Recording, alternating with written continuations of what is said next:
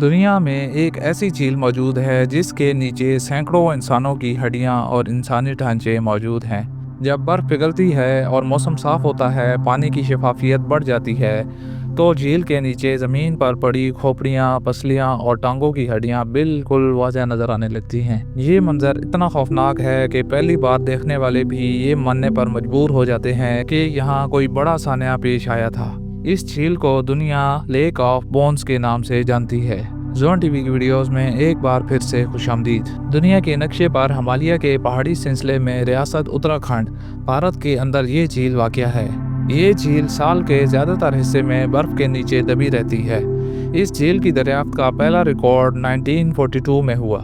برطانوی فوج کے اہلکار علاقے میں گشت کر رہے تھے جب اچانک موسم صاف ہوا اور برف پگھل گئی۔ اس صاف موسم کی وجہ سے جھیل کے پانی کی شفافیت میں اضافہ ہوا اور زمین پر پڑی انسانی ہڈیاں اور کھوپڑیاں بالکل واضح نظر آنے لگیں۔ ابتدائی طور پر یہ سب کچھ غیر حقیقی یا کسی حالیہ حادثے کا نتیجہ لگ رہا تھا، لیکن بعد میں ایکسپرٹ نے یہ تسلیم کیا کہ یہ ہڈیاں واقعی ہی صدیوں پرانی ہیں۔ فوجی برف پگھلنے اور صاف موسم کے دوران اچانک کھوپڑیاں دیکھتے ہیں۔ یہ معلومات برطانوی حکام تک پہنچی اور تحقیقات کا آغاز ہوا۔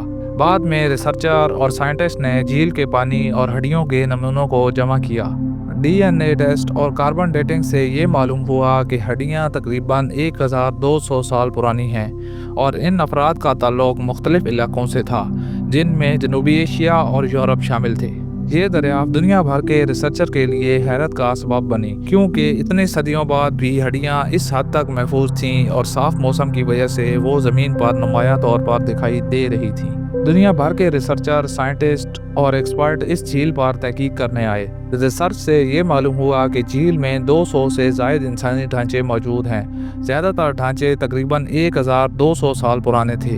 کچھ افراد کا تعلق جنوبی ایشیا سے تھا، جبکہ چند افراد کا ڈی این اے یورپ سے ملا۔ یہ بالکل ویسا ہی ہے جیسے ایک تاریخی قبرستان میں مختلف زمانوں کے لوگ دفن ہوں، لیکن یہاں یہ سب پانی کے نیچے موجود تھے اور صاف موسم میں یہ سب کھلے عام نظر آتے تھے۔ سائنٹسٹ نے کھوپڑیوں کا جائزہ لیا اور دیکھا کہ سب میں اوپر سے لگنے والی گہری زخم موجود تھی۔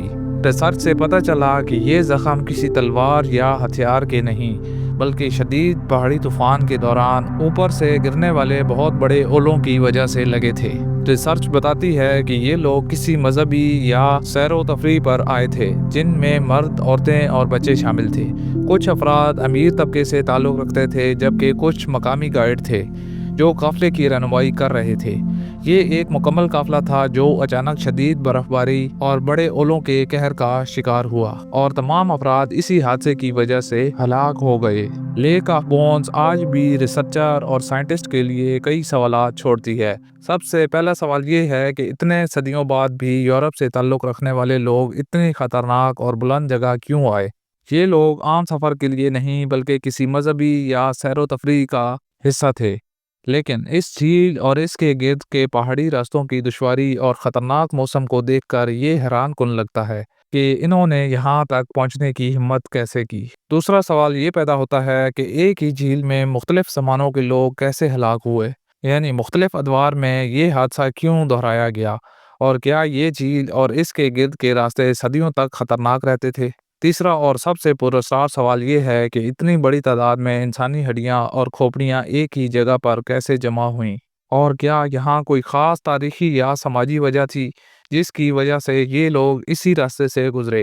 یہ سوالات آج بھی دنیا بھر کے ریسرچر، سائنٹسٹ اور تاریخ دان کے لیے حیران کا سبب ہیں اور لیک آف بون کی پراسراریت کو برقرار رکھتے ہیں۔ لیک آف بونز ہمیں یاد دلاتی ہے کہ قدرت کے سامنے انسان کی طاقت محدود ہے۔ یہ جھیل آج بھی خاموشی سے اپنے راز سنبھالے ہوئے ہے اور اس کے نیچے موجود ہڈیاں اپنی کہانی سناتی رہتی ہیں، خاص طور پر جب موسم صاف ہو اور پانی کی شفافیت میں اضافہ ہو۔